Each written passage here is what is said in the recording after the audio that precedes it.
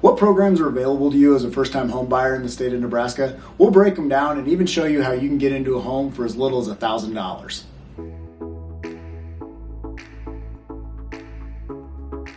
Hi everyone, Chris Egan, Berkshire Hathaway Home Services. In this video, I'm going to bring in one of my lenders and we're going to discuss one of the primary first-time home buyer programs and how you may be able to use it.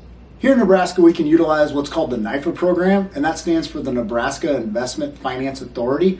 NIFA is a quasi-government entity, which means they are supported by the government but managed privately. And full disclosure, I had to Google that to know what that meant. NIFA invests in Nebraska communities, and they can be used with conventional and government-backed mortgages. Now here's Levi from Prosperity Mortgage to go through some of the details about how this program works.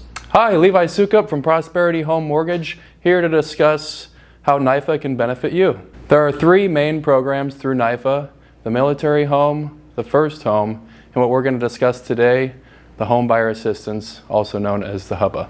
With NIFA's Homebuyer Assistance program, NIFA is able to provide up to 5% of the purchase price towards closing costs, down payment, and prepaid expenses. NIFA provides these funds as a second mortgage with a 10-year term at a 1% interest rate. The payment on this second loan is actually included in the payment of your first loan, so you only have to worry about making one payment per month. NIFA does require a minimum investment of $1,000 to show the buyer has some skin in the game. There's a maximum purchase price of $283,000, and there's also income guidelines that vary by county and the number of people in your household. To use this program, the property does have to be located in Nebraska, and you do have to be considered a first-time home buyer. To be considered a first-time home buyer, you cannot have owned a home and lived in it in the last 3 years.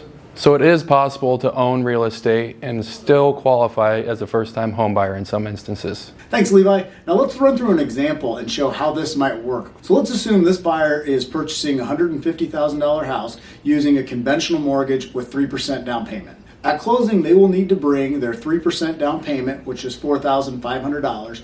Then they'll have approximately $2,500 in closing costs and then $3,000 in prepaid expenses like taxes and insurance. This buyer will be out of pocket approximately $10,000 when they go to closing. If this buyer would have utilized the NIFA Homebuyer Assistance Program, they would have been able to get 5% of the purchase price, or $7,500, towards that $10,000 out of pocket. And as a real estate agent, we could also negotiate $1,500 to go towards the buyer's closing cost, thus bringing their total out of pocket to $1,000, which is the NIFA minimum investment. I'm going to put a link to NIFA's website in the description below, and feel free to reach out to either Levi or myself if you have more questions. And of course, don't forget to like and subscribe.